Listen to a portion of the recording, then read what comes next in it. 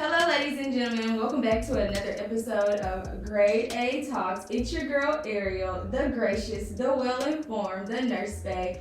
So much has occurred since the last time I created a podcast, which was the day after the presidential debate between Joe Biden and Donald Trump.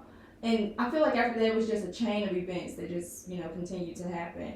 Of those events, the one that was the most polarizing to me and that resonates for me as an African American woman was the tragic death of Sonya Massey, the 36-year-old African American woman who was murdered by Sheriff Deputy Sean Grayson on July 6th in Springfield, Illinois.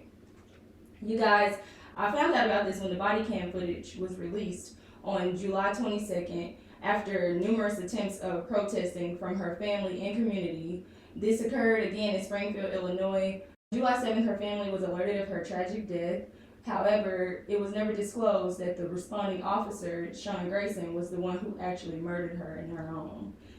They're seen on body camera footage speaking amongst themselves. It was Sean Grayson, his partner, and Mrs. Sonya Massey at 12:50 a.m. Ironically, the body camera footage that was released on July 22nd wasn't even from Sean Grayson. It was later revealed that his body camera was turned off the entire encounter. So if it wasn't for his partner's body camera footage, they would still be lying to this woman's family saying that the intruder murdered her. Can you imagine that? I can't imagine that as a parent seeking clarity about my child's murder or death per se, because they didn't know she was murdered at that point, and someone lying to me about that. That is diabolical behavior. And that just confirms for me that what I've always believed to be true is still prevalent today. Black life, African American life, is not valued in America. It really is not. Do you know how conflicting it is to be an African American here, and the people that are put in position to protect us are the ones who more than likely will murder us? In the United States today, 1,170 people have been murdered by the police, of which black men and black women are 2 times more likely to be murdered by a responding officer than any other race of people. And then people say, oh no, blue lives matter. Blue lives do matter. They do. But black lives matter too. Black lives matter too. When you see the footage, there is no way anyone can justify Sean Grayson murdering that black woman. There's no way around it. And the people who are quiet about it, it only shows that you're complicit with the behavior. Silence is complicity. The video footage showed that she went into her home after they had been talking amongst themselves outside for about 20 minutes. She proceeded to go into her home because they were asking for her ID. I don't know why you have to see my ID if I'm calling you to my home. It's just that bias that even when we need help, we are in some way responsible for some criminal activity. Like, oh, I know you called the police, but I don't trust you. Let me see what you got going on. It's just a continuous cycle of just foolery at every stance. I understand why African Americans don't trust the police. You see situations like this, and it's like, kind of makes sense. It really shows a lot about America. We have to keep in mind that the first police ever appointed by the American government were for slave catching. And we see that mindset has not left. We know that the police departments are very corrupt. I'm not saying all, but a lot of them are. And they have organizations within themselves. They have cults within the police department. They're the real thugs.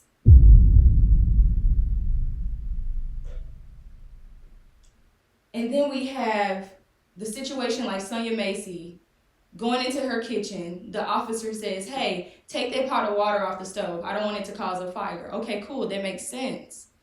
Then he proceeds to back up in her living room and say, ooh, I want to get away from this hot, steamy water. implying that she's going to, throw the water on him. She never gave him any reason, any incentive to think that she was going to harm him with the pot of water on her stove that was there when they got there. So the woman says, I rebuke you in the name of Jesus. And just like the barbarian that he is, he murdered her. You can see on the video, she's trying to place the pot of water on the counter as she's crouching down saying, I'm sorry. Also, remember, after she said, I rebuke you in the name of Jesus, he said, if you say that again, I'm going to shoot you in your face, which means that in his mind, he had already thought about shooting her. That's premeditated. You're planning on murdering someone. You are willing to use excessive force all because someone said, I rebuke you in the name of Jesus? That's crazy. That's evil. And to think that we have those types of people with those mindsets patrolling and protecting us, it makes you question law enforcement. There's no way around it. I feel like any African American today that saw that video, or even if you're just aware of the contents within that video, that should bother you. That should make you feel some type of way. African American police officers, that should make you feel some type of way, because that could have been your mother, that could have been your sister, that could potentially one day be your daughter. And that's America. And that's why African American people have to take a stance against these type of brutal acts, because they're not going to stop unless they know for sure that if you kill a black person, there's going to be repercussions behind that. Instead, we delude ourselves into thinking, that's an isolated situation. That's not going to happen to me. And then when it shows up at your doorstep, you're reminded of who you are in this country. We have to do something about this. Black lives matter. All lives matter. Yes, we know all lives matter. America has shown us that numerous times. However, right now, we're talking about African American lives, because if we're looking from a current standpoint and a historical standpoint, African American life in this great country that we love so much, it hadn't really been valued at all. It's like, oh, whatever. And then after he shot this woman in her face, the autopsy report showed that she was shot under her left eye. It penetrated into her carotid artery, and it left out the back of her neck. She was on the ground. The other responding officer was trying to go over there to her and perform CPR. Grayson said, oh no, that was a headshot. So he knew the severity of his actions. He knew that when he shot that woman, that he was shooting to kill, because that barbaric nature permeates his hollow soul. And it is enraging. I was so angry and I was overcome with emotion when I saw that, because I thought, damn, that can happen to me. I'm a brown-skinned woman in a country that does not like brown people, not African descent brown people. This is concerning Black America. Her family retained civil rights activist attorney Ben Crump. He assisted with the protesting of the body camera footage being released. Since then, we have learned so much about Sean Grayson. Not only was he discharged from the U.S. Army for misconduct, this is also a man who has had DUIs in 2015, 2016. He's had 6 law enforcement transfers within the past 4 years for misconduct. And now he's pleading not guilty to charges of first-degree murder, aggravated battery with a firearm, and of course, official misconduct. This man never should have been in the position to come to this woman's home. He never should have been in a position to where he wore the badge of honor. He should never have been a part of the Blue Bloods anything. And this is the problem. That is an exercising of white privilege. I guarantee you, any black man discharged from the U.S. Army, any black man with DUIs in 2015, 2016, any black man who had 6 workplace transfers within 4 years for misconduct, that black man never would have been an officer in this great land. You can't show me one. White privilege is a thing, and it really shows its ugly face by continuously hurting Black people. He never should have been an officer, and I really feel, and I send my condolences to the Massey family.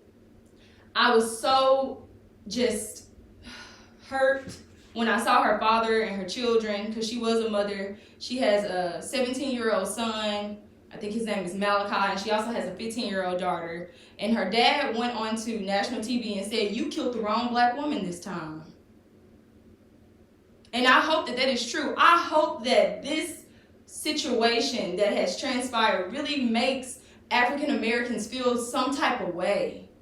There is no way that you can just know about this and see that video camera footage and not be mad.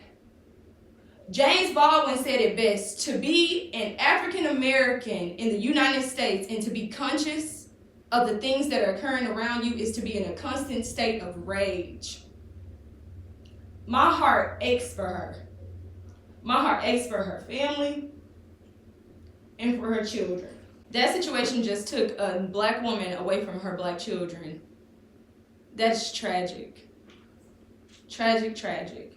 And then to plead not guilty when we've seen you. We saw you murder this woman. The audacity. Only privilege would allow something like that.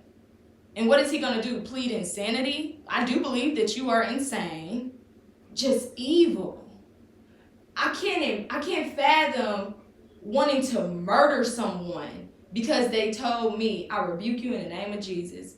It's culture. Black people say those types of things to each other. I say I rebuke you all the time. It wasn't that serious. The reaction to that was too excessive. It cannot be justified. There's no way around it. And I really hope that they do the same thing that they do to black men, when they go into prisons for drug charges.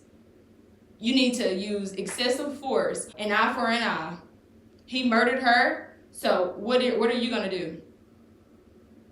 What are you going to do? Because no amount of protesting, no amount of money, no matter what Illinois does to try and, settle the blow, her life is gone forever. That 15-year-old girl and that 17-year-old young man, they had to live with the fact that not only was their mother murdered, but she was also murdered, and it is all over the internet. That's a constant state of trauma, knowing that you can just, someone can just go onto the internet and see the murder of your mother in cold blood. My heart yearns for those children. I send my condolences to the Massey family and African American women and men and children. We really have to start evaluating our stances and doing better. Like we have to do something about this. There has to be repercussions for harming our people. No one should feel like they can just murder a black person unjustifiably and get away with it, to the point where you're lying into people's family, saying that an intruder murdered her. You know what? If that body camera footage, I don't even know who his partner was, but I'm so grateful that his partner had his camera on the entire time. And based off what I saw from the partner, I feel like he had more sensibility than Grayson. I feel like he knew that that was just a horrible situation, even though he also withdrew his gun. I don't feel like he was going to actually murder her, but he seemed to have a little more sensibility than Grayson. I'm so happy that he had his camera on, because if he didn't, we would be ending the year with Sangamon County still perpetrating the lie that this woman was murdered by a hypothetical, invisible intruder. This just goes to show the lengths that they will take to protect their own. African Americans, I need us to start taking lengths to protect our own too. Like I said on previous podcasts, we're not just dealing with individuals. White supremacy, white privilege, that's a system. And so it's going to take systems created by us to protect us. And like I also said, there's no white savior. We have to save ourselves. We have to save our people. We have to let it be known that you cannot just murder us and sleep well at night. You can't just murder us and then walk outside and refer to a black woman who is laying on her kitchen floor bleeding from her head as a crazy ass bitch. I'm shaking. Whew. We have to do better. Joe Biden went on to give a few words in reference to Sonya Massey's death.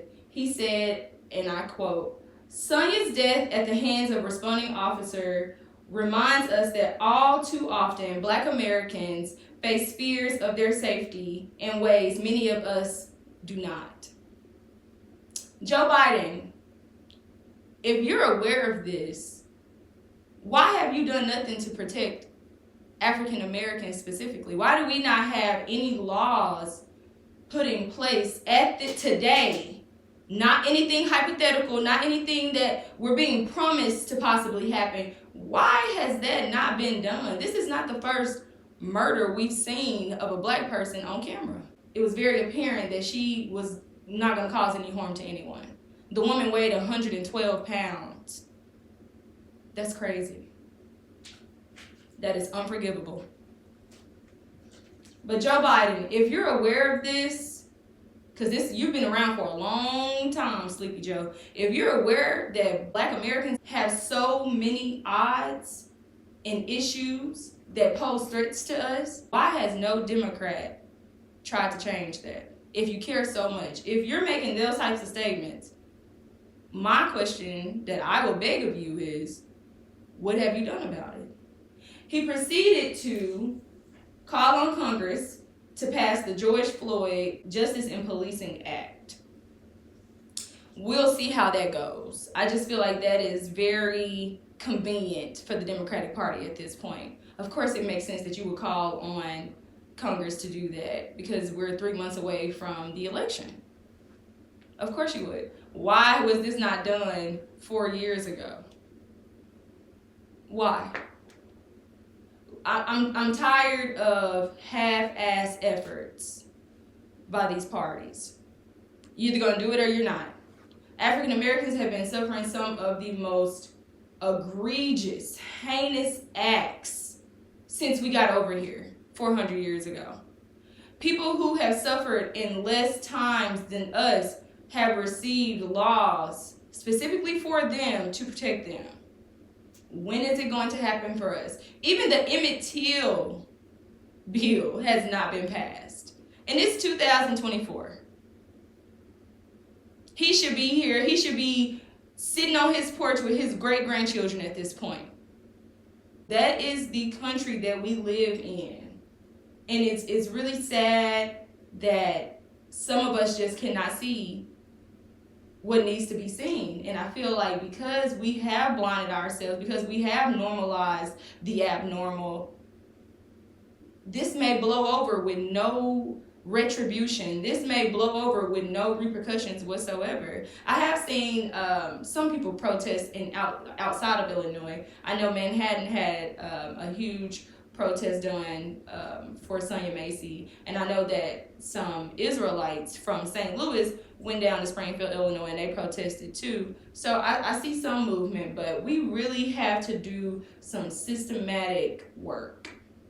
The only way that you can break a system is to create your own system that works for your people and that is shining a light on your issues. We have to do something about this America, Black America. We have to, because that footage really struck a nerve with me. And that's also the first time I've ever been able to sit and watch a video.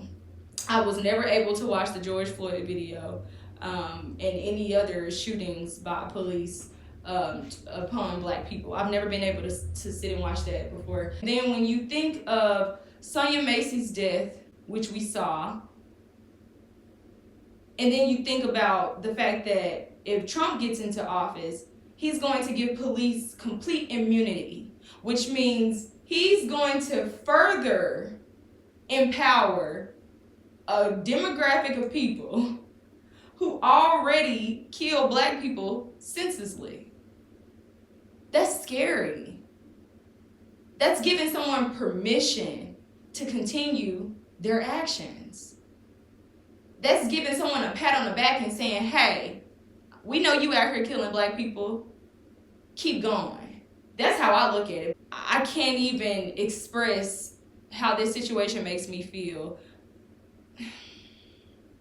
we got to do something about this. And speaking of Donald Trump, I did my research as far as the Project 2025 goes. I know a lot of people on social media say, oh, Donald Trump doesn't have anything to do with Project 2025. That's the Heritage Foundation's manifesto. And those are just right extremists, blah, blah, blah. I did my own research, and I would recommend you all do the same. During election season, a lot of people put out information that's not reputable.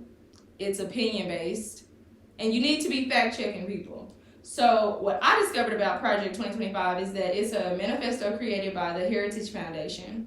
And I know Donald Trump during the debate was saying, oh, I don't know anything about that Project 2025. Those people are just, right extremists, and, I don't believe in their ideals and all of this and all that. Well, I found an actual video of Donald Trump, and he was paying homage to the Heritage Foundation. He was actually a keynote speaker at this convention, and this was in April of 2022.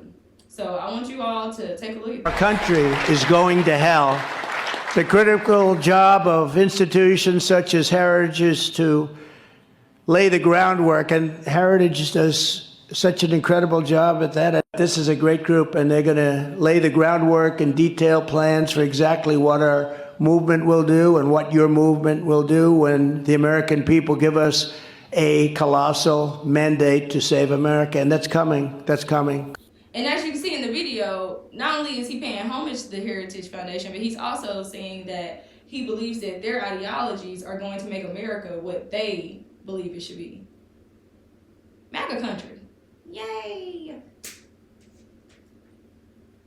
So I'm just gonna go over my notes. I'm sorry, y'all. I'm old school. I like to see it. I like to convey my thoughts on paper, and it just helps me as far as information accumulation.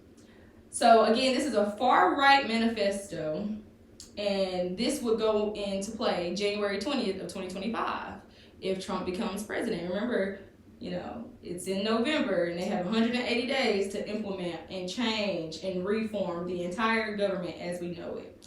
So there will be no repercussions for firing.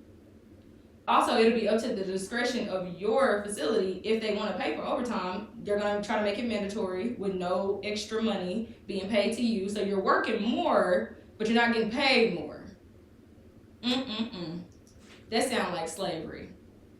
Muslim bans, mass deportations of, the brown people that they don't like, critical race theory, any teachings of the heinous acts of white people will be condemned. If we cannot perpetuate this image of a white savior, if we cannot perpetuate the image of black people coming over here on these uncomfortable boats for indentured servant work, it was a choice. We don't want no dealings with it. How dare you try to tell my children who we are, what we've done? How dare you? That does not benefit the white infrastructure at all. If anything, it makes people look at you a little different. Also, any parent, I have 3 children, any parent with children who are in public schools should be alarmed about Project 2025 going into place. Why? Because they're going to be taking away Title I money. As you know, Title I money is given to many public schools, especially the low-income public schools, which many of them are, for, extra resources, so the teacher can have assistants in the room, so the kids can have laptops and computers, so the kids can have free and reduced lunch. Think about how many children don't eat when they go home. That is a reality in America. Some kids don't eat unless they're at school. Why do you think so many companies try to feed children during the summertime? Because some of these kids only eat during those 8 hours. That is a true reality of America. Some people can't feed their kids.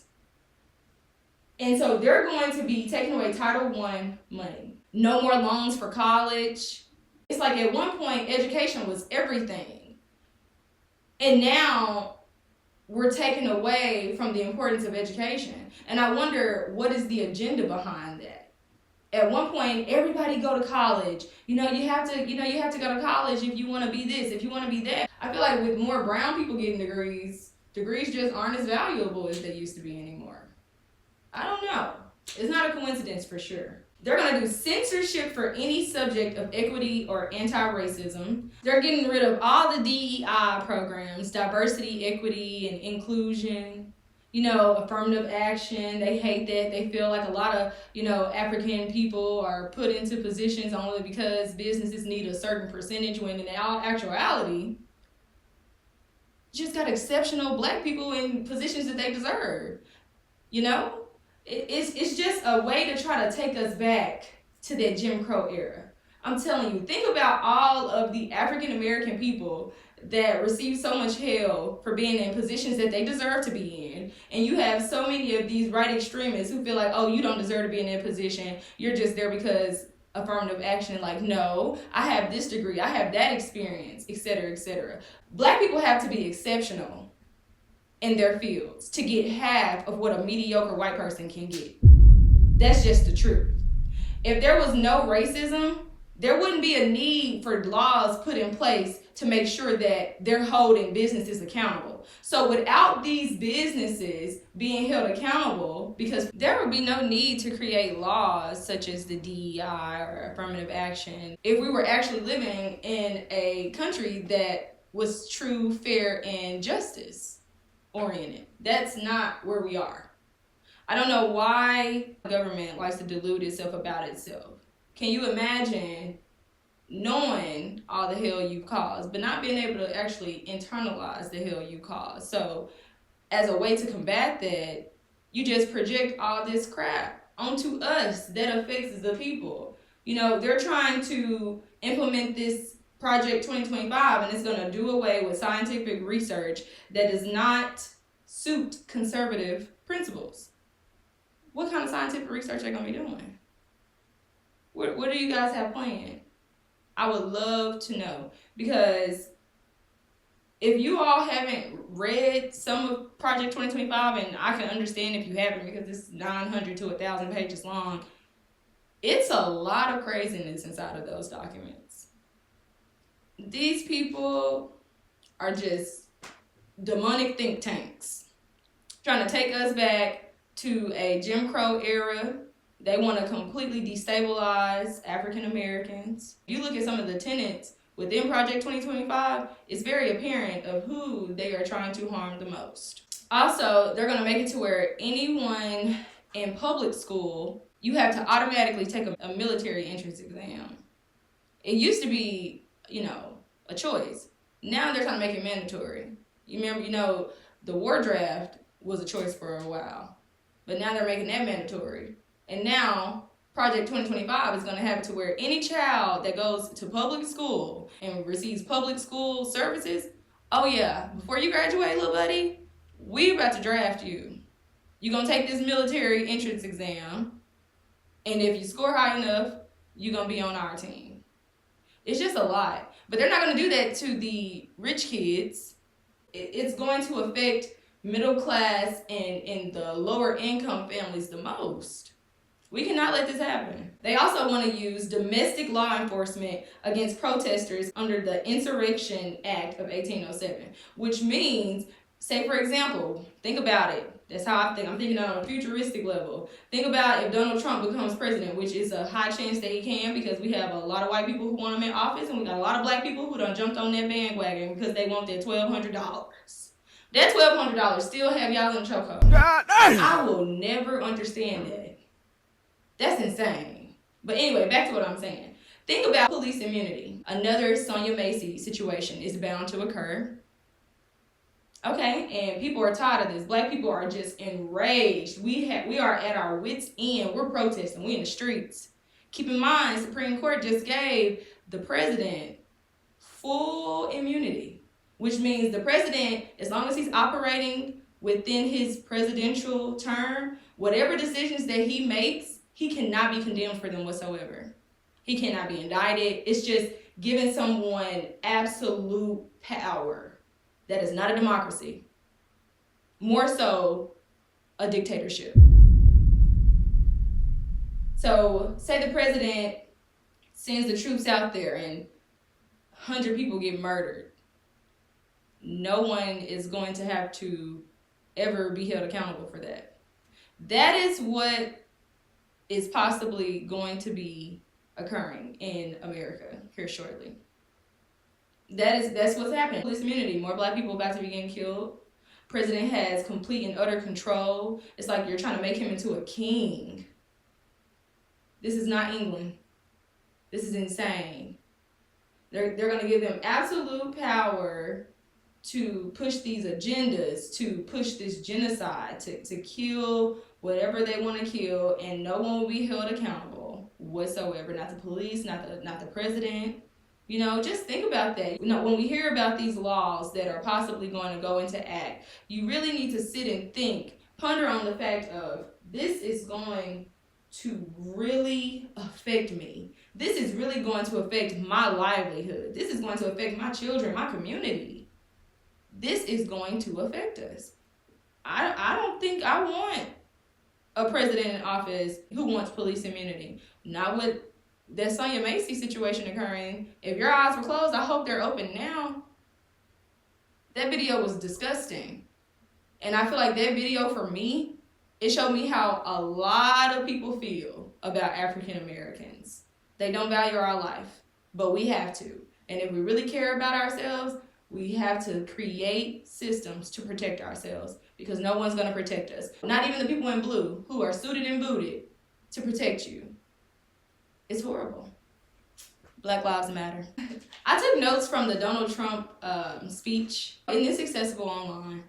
But this was from the Heritage Foundation speech back in April of 2022. I took some notes on what he said, and this is what Donald Trump said, and I quote, "This is a great group, and they're going to lay the groundwork and detailed plans for exactly what our movement will do. When the American people give us a colossal mandate to save America, they are going to lay the groundwork and detailed plans, 1,000 pages of detailed plans, of exactly what our movement will do." And then you got so many people who say, Donald Trump don't got nothing to do with the Heritage Foundation. He don't got nothing to do with Project 2025. They're just trying to place it on him. He has Agenda 47. And if you read Agenda 47, which can be accessed on his site, that is Project 2025, just with nicer words. He just changed the verbiage around a little bit. It is the same concept, the same agenda. Project 2025 is looking to completely dismantle the government and how it runs as we know it. It's also looking to eliminate civil rights laws. It's looking to eliminate women's rights. It's looking to eliminate the Department of Education and transfer that power over to the state. Do you remember what happened just here in Arkansas, 60 years ago with the Little Rock Nine, when the state had absolute power over how the education process went? They didn't want black kids in those schools. I'm just saying, we just need to take a further look into these policies and actually think, who is going to be the most affected if this goes into play? To give you further knowledge on other aspects of Project 2025, they want people to independently pay for medical care. They're going to completely do away with the Affordable Care Act plan. They're going to increase certain rates on insulin and medications that people need to live and to be healthy. I just don't see the American people actually benefiting from Project 2025 being implemented. They're going to take away Social Security, for the senior citizens who worked all these years. They're going to take away welfare for people who are in low income, areas, impoverished areas who can't really afford to live without assistance. Some people need that. But you know what they're going to do? They're going to indoctrinate Christian nationalist views back into the schools and corporations. What does this sound like, y'all? This sounds like slavery to me without the re-implementation of the cotton field. They're taking us back into a dark, dark time, potentially. We cannot let this happen. And then they're going to incentivize teachers to carry around guns in the classroom. Now, I don't know if it's going to be for the private school, rich kids schools, or if it's just going to be for the low-income Title I schools. So you mean to tell me you're going to take away all these resources from these people who already don't care about educating black and brown kids, and then on top of that, you're going to give them a gun when they already feel some type of way about the kids that they're teaching? I don't feel like that is going to be a positive move for us at all. It's a lot to take in. It is a lot to take in. Because if you're an African American here today, you know how bad this can get. I just feel like this is going to be tragic for us. They're trying to give these people unprecedented power. Unprecedented. That is not a democracy. That's more like a republic. That is not a democracy at all. And then, to add insult to injury, the author, which there are many think tanks within the Project 2025, but the primary author, his name is Kevin Roberts. He had a video. He was speaking at a convention, and within this conversation, he said that he was so happy that Donald Trump appointed J.D. Vance to be his vice president. And why would he be so happy about that? They don't know each other. He went on to say they are very close friends, and he feels that he is the perfect man for that job. They're close friends. So you mean to tell me that Donald Trump's vice president, his right-hand man, is in close connections with Kevin Roberts to the point where this man publicly proclaims him to be a close friend and the man he feels is best for the job? You know, Donald Trump just strikes me as the type of person that likes to throw rocks and then hide his hand. He'll say, oh, I don't know those people, blah, blah, blah, blah, blah, just like he did with Jeffrey Epstein. And then when shit hit the fan, we see he was lying the whole time. You gotta think about this. And for you African Americans out there who done jumped on that Trump bandwagon because he gave you $1,200, you freaking imbecile, you really need to consider the fact that they're not like us. So just because you may think that this may benefit you in a way, you're deluding yourself into thinking that. It's the illusion of inclusion, especially you bougie black people. You know, the elite class of African Americans. You are not them. That is going to affect people who look like you. So you really need to start making decisions that not only benefit you, but that benefit your community. Because everyone else, every other race, they make decisions that benefit their community. Not just them as an individual, but their community. We have to be assets to our community. We cannot be liabilities to it. We are not in a position to have so much division amongst ourselves as African Americans to the point where you have people saying, I'm going to vote for what's best for me. That is a slave-minded person. Stop thinking as an individual. We need to be voting logically, in unison, as a community. That's the only way I see any progress being made for the African American woman and man, and also our children. They're also wanting to promote and expedite capital punishment. I think it's expedited enough. Unless they feel like the people who are on death row need to be killed faster. I don't know what that is, but then it goes on to say that the death penalty for low-level crimes, like drug dealing. Who that sound like? And I know it's not just black people, it's brown people that sell drugs too. But it's just when you read these policies within that manifesto, it's very apparent who they're trying to attack, who they are trying to completely eliminate. And it's really scary to think that we have so many people who are completely blind when it comes to the tactics of the government. Like, where have you been? I've only been here since 1994, and I see so many problems. And there are so many people who are older than me who are still blinded. It's like, that is just insanity. Insanity is doing the same thing over and over and expecting a different outcome. You're not going to receive a different outcome if you keep doing the same thing. We can't keep doing the same thing. Not when they're trying to create policies that are going to affect us tremendously. That is something that we have to take into account. That is something that we have to care about. We have to care about it. There's no way around it. Your children will be affected. Your siblings, your people that you care so much about, they're possibly going to be affected by these policies if they take action. We got to think about some stuff, people. It's getting real out here. They're also looking to completely, do away with abortion, no contraceptions, no anything, even if the woman's life depends on it. Say you're having an ectopic pregnancy, which means that you've gotten pregnant in your fallopian tubes. That is fatal if you do not receive medical attention immediately.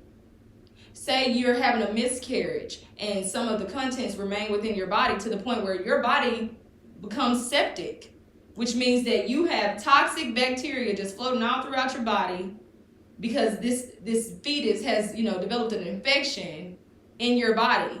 That's fatal. What are we going to do about this? We cannot let this happen. We have to stop this. We really do have to.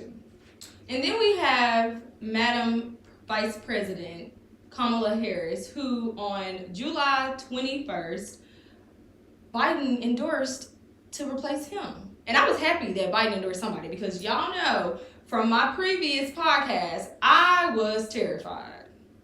I told you he looked casket sharp. I feel like the man was not the man for the job. Period, point blank. But Kamala Harris, very qualified. She was the Attorney General of California. She was the District Attorney of San Francisco. And she, at one point, was the Senator of California. Very decorated, qualified lady.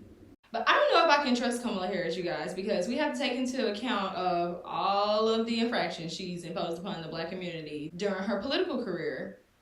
When people say we're voting for Kamala because she's the lesser of the two evils, it makes me ponder if they know her track record. She made her career off of convicting Black men, some of which who were innocent Black men. You all need to take a look at that because she's going to be in the position to affect you and your children. If you made your career off of convicting Black men, some of which you knew were innocent, some of which you withheld information just to get the conviction in the numbers for your benefit, I question your integrity. I question your character. Some people don't care. And like I say, I'm going to continue to say this for the rest of 2024 and maybe 2025. They're not like us. A lot of people have to understand that all skin folk, not kinfolk. I don't trust it, especially with the Supreme Court trying to give the president total immunity. And before you got to this position, you were exercising in a state of complete disregard for Black people. And then you're part-time Black. I know so many people are like, oh, they don't want to see an African-American woman in office. Does this woman identify as an African-American woman? Because when she was running alongside Biden during their initial campaign, I never saw African-American. I saw Indian-American. She does have a Jamaican dad, and her mother is of Indian descent, but I've never seen her just come to the forefront and say, I identify myself as an African-American woman. I've only seen her identify with the Indian American. A lot of people tiptoe and mimic our culture, but they don't really embody the culture of African Americanness. Okay? With her HBCU education, with her affiliation with Black sororities. Okay, that's cool. But I need you to say, I'm an African American woman, and I have not seen her say that at all. Only identify with the Indian American title. You all are pushing this just like you did with Obama. And what did we learn from Obama? Just because they look like us, just because they use our vernacular, just because we feel like they're a part of the culture, doesn't necessarily mean that they share the same agenda and vision that you have for your people. I don't understand.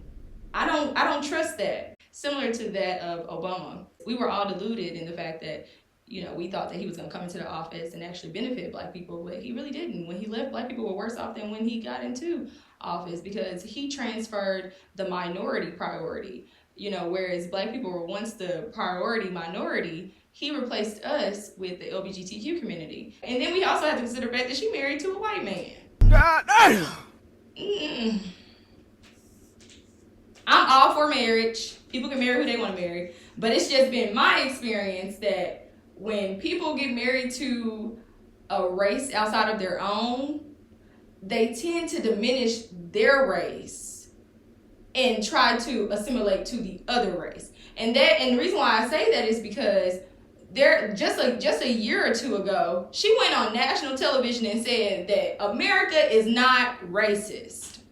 And that's when I knew for sure she wouldn't like us. Because no African American identifying person in America would ever have the gall to say racism does not exist in America. And that just lets me know that her experience is not like my experience. It's not like the average African American woman's experience. It's not like Sonya Massey's experience. That's a slap in the face to Sonya Massey, to Trayvon Martin, to Sandra Bland, to George Floyd. No racism exists in America? Are you kidding me? But then it makes sense because she doesn't identify herself as an African-American woman. You all are putting that jacket on her. She didn't put that on herself. Just because she walking out to Beyonce talking about some freedom, freedom, I can't move, freedom, freedom, how about you? There wouldn't be a need for freedom if it wasn't racism. Stop letting these people play in your face. Stop thinking just because someone looks like us that they're like us. Stop putting those titles on people. Let people speak for themselves. She does a lot of talking, done convicted a lot of people. She talks just fine. Let her use her own voice. And then not only that, not only did she say no racism exists in America, like I said a few pods ago, she's all in Africa trying to condemn them for not wanting, LGBTQ laws to be so permanent within their community. But she's not doing anything to help African Americans at all. All she's doing is carrying out the white agenda. She has no agendas for us primarily. She even went on to say during an interview, someone asked her, hey, why are there no laws created specifically for Black people? To which she responded and said, we cannot create a law specifically for African American people in America. How is that even true? That can't possibly be true. Asians have had a law protecting them since 2020. After 1 week, not 400 years, 1 week of egregious acts placed against that community.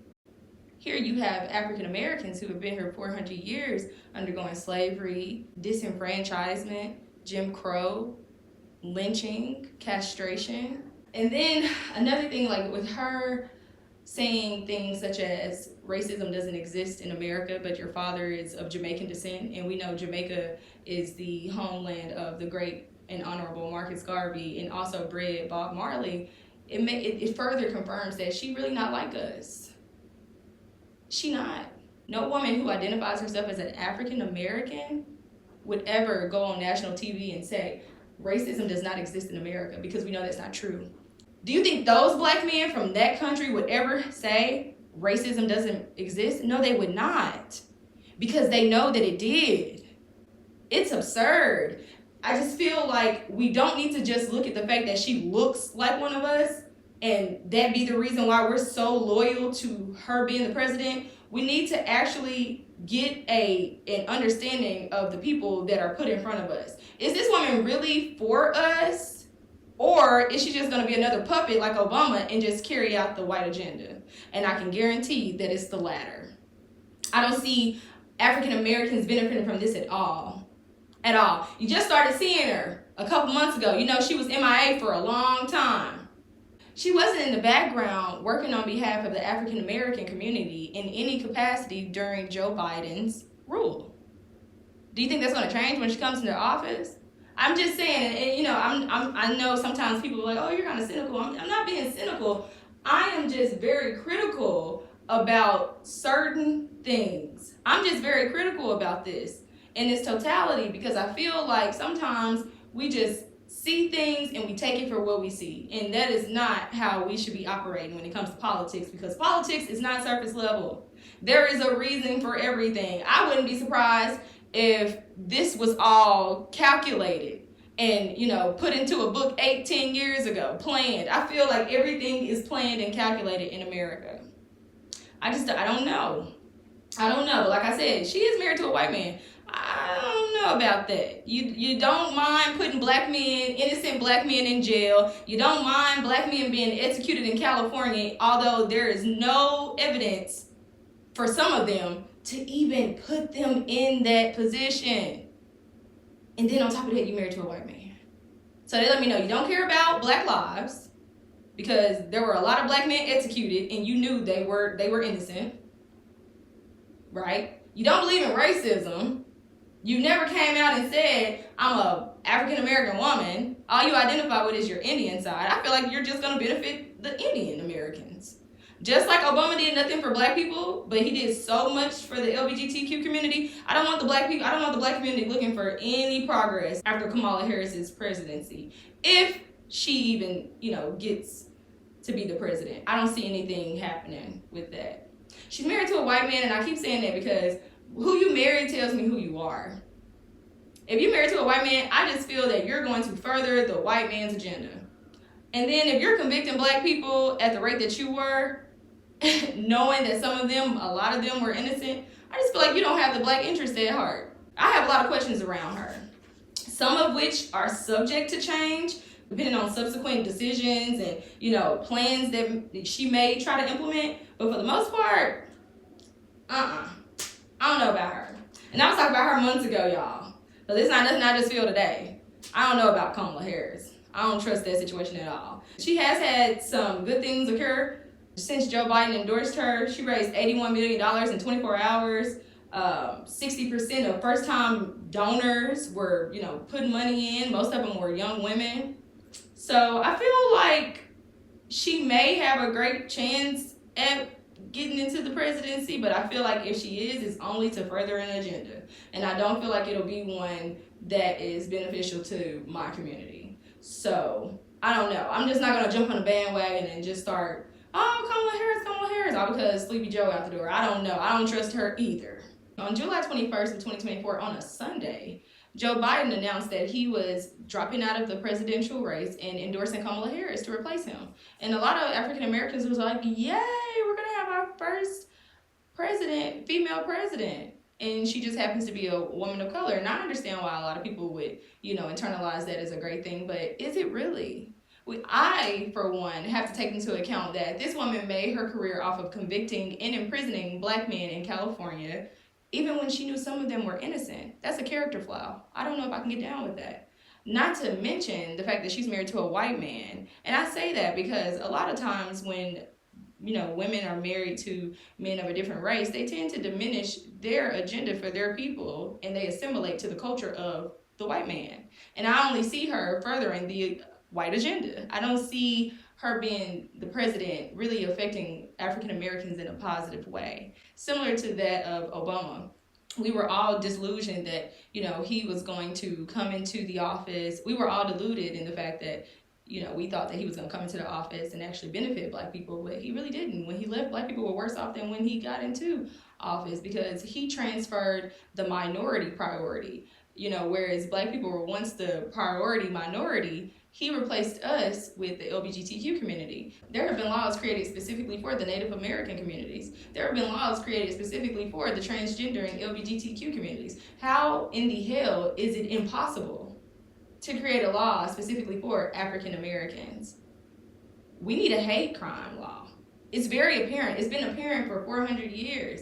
Kamala Harris, you were born in 1964. You are 59 years old, which means that you grew up during the Jim Crow era. How could you not know? Oh, I know. You don't identify with us. You're not like us.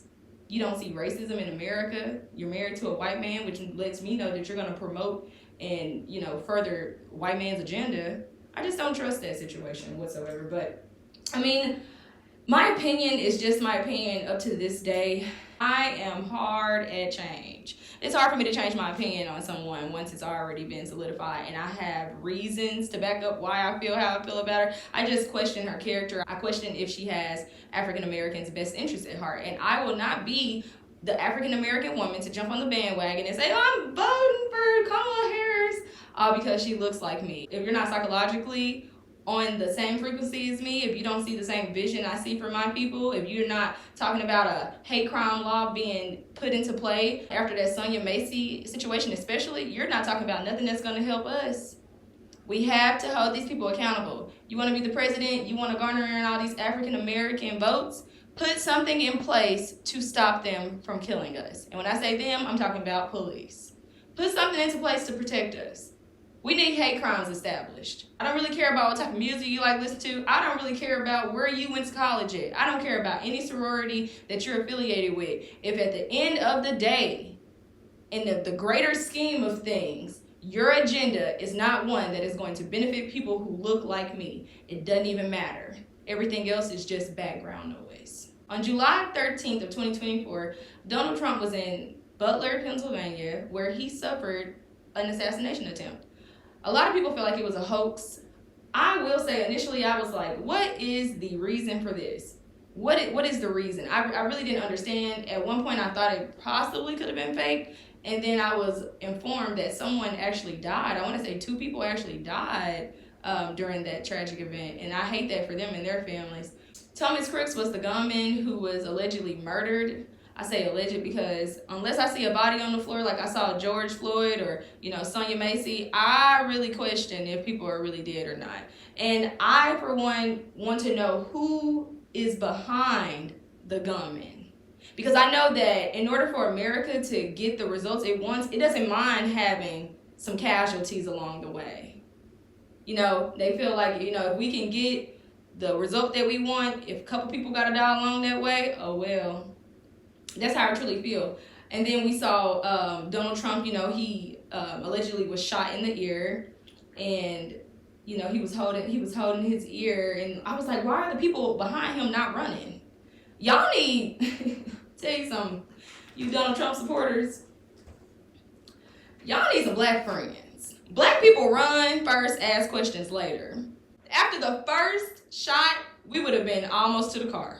We don't have time to be trying to figure out what's going on. Y'all are so curious about everything to a fault. I didn't see no stop, drop, and roll. I didn't see nothing. I was like, these people are a different kind of people. You're not scared of no gun? It's not 4th of July. Ain't nobody popping no firecrackers at no rally. It was just crazy to me.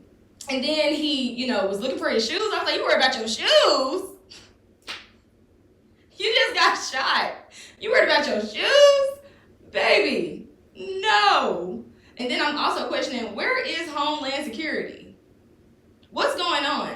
Ever since John F. Kennedy was murdered in Dallas, I'm aware that after John F. Kennedy was murdered in Dallas, the government is very meticulous about security for the presidents, and especially in public spaces. They go out weeks in advance to check the perimeters, to check the rooftops especially, to make sure everything is copacetic and safe for the president. I cannot believe that was even able to happen. How is there a breach that significant in security? That doesn't make sense to me. I feel like in American history, whenever they wanted someone to die, they killed those people. The most recent president attempt was back in the 1980s with Ronald Reagan. And that actually helped his presidency. He had already been president for a while, but he wasn't the most popular. A lot of people didn't have a whole lot of faith in him because he went from Hollywood to politics. And that's similar to Donald Trump. He went from, the apprentice, very successful businessman to politics. So he's not your traditional Republican. He's not your traditional politician. But back to the stance, how is this able to happen? How is this able to happen? It doesn't make sense to me. And I feel like that is why a lot of people thought this was a hoax, because no one is going to touch the president that easily. No one should be able to get that close to the president. And then there were reports that regular civilians, saw Thomas Crooks, the 20-year-old registered Republican, might I add, crawling up to the building. How are regular civilians providing better security than people who are trained? It makes no sense to me. That situation is I can see why people would have their conspiracies. I know people look at Donald Trump like he's a martyr now. Some of his followers may look at him like he's immortal in a sense, but that's just a weird situation. And I don't believe in political coincidences. I feel like everything is strategic. I feel like that situation is definitely going to soften his image in America, you know, because for months and months under the Biden administration, they've completely made him into a monster to the American eye. So now they're trying to kind of soften that blow a little bit, like, oh, feel bad for him, he almost got murdered, etc., etc. That's a crazy situation to me. I just don't understand how that could possibly happen to someone that high up. You know, so it just begs the question. I won't say that it's a hoax or anything like that, although I did initially think it was. I was like, oh, he's just trying to get those sympathy votes. But I will say it's pretty weird because, you know, Obama received more death threats than any other president in American history. No assassination attempts occurred. But Donald Trump is very popular amongst white Americans. A lot of them share the same ideologies as he does. They want, you know, MAGA country to be reinstated, you know, white power, all of that. So if you're that popular and you have that much reverence from the white Americans, most white Americans, how is that able to happen? I don't know. I don't know people. But what I do know is I saw that big pillow that he had on his ear during the Republican convention. I could have wrapped your ear much better than that. And then I saw other people putting big pillow bandage dressings on their ears too. I was like, that's cult-like behavior. I'm telling y'all, we ain't seen nothing yet. This is going to be a masquerade. One of my biggest questions as far as that Donald Trump assassination attempt was, why would someone who's a registered Republican try to assassinate a Republican that most white Americans love?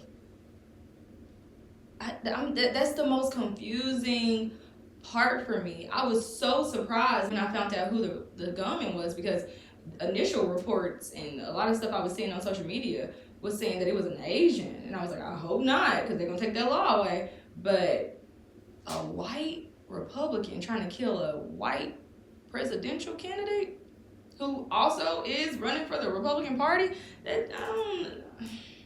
that's crazy. And then he shot him from so far away. Who is training these people? That was my first question. Like, who is behind Thomas Crooks?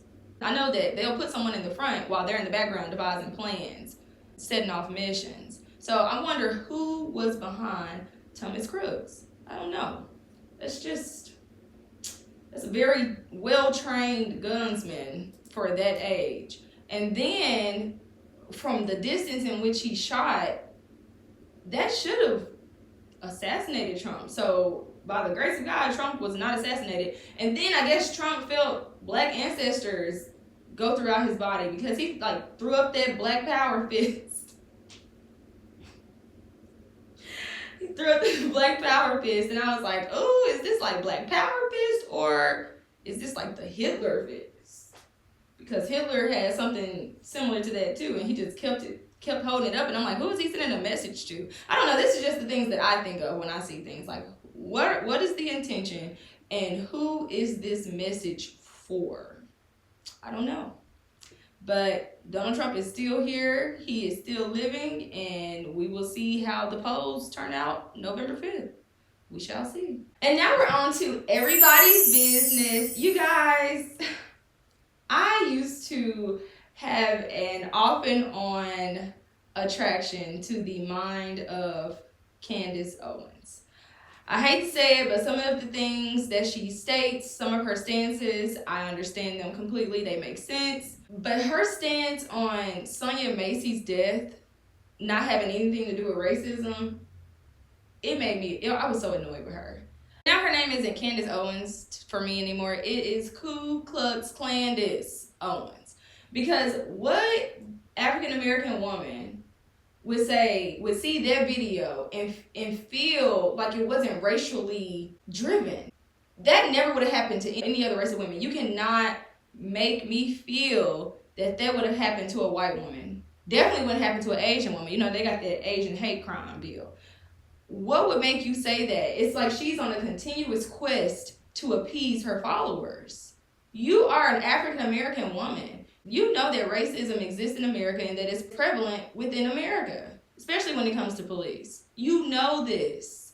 How do you know this? You sued your high school for creating a racially discriminatory environment for you. And who did you use to win that case? You used the NAACP. We have to stop looking out for people who really aren't like us, y'all. We really have to. Because NAACP helped Candace Owens, Ku Klux Klandis, with her lawsuit. And now, years later, she is using her platform to completely be a degenerative member of the African American community.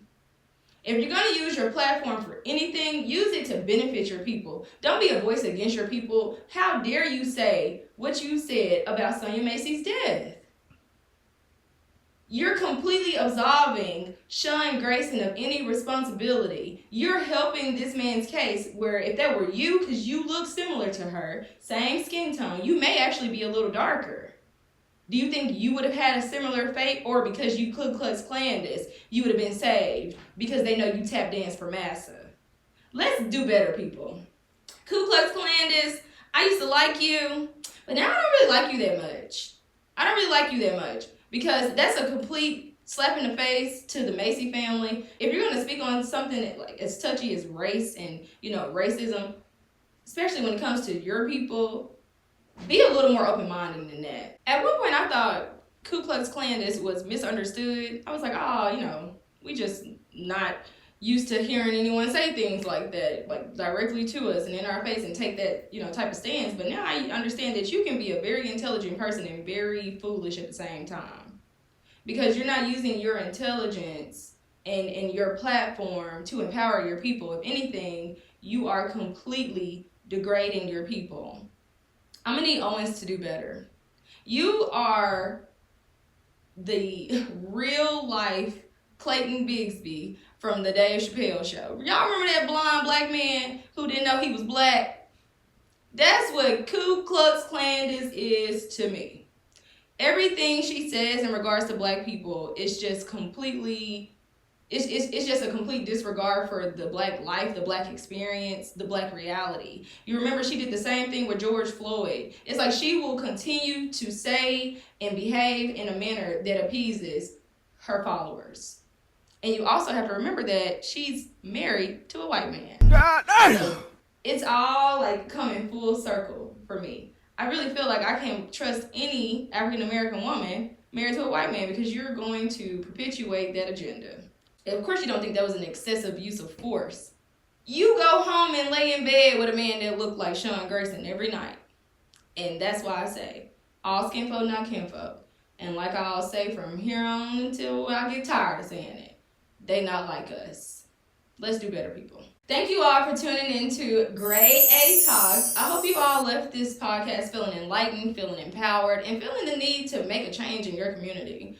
I hope that you all actually took heed of the things that were discussed during this podcast. I hope it provokes thought. I hope that it makes you look at things in a different perspective. And I hope that you remain vigilant. I hope that you remain in peace. And I hope that you are continuing to seek knowledge about your reality and your life. Make sure that you like, subscribe, and share with your friends and your family so that they can come and be a part of this illustrious content.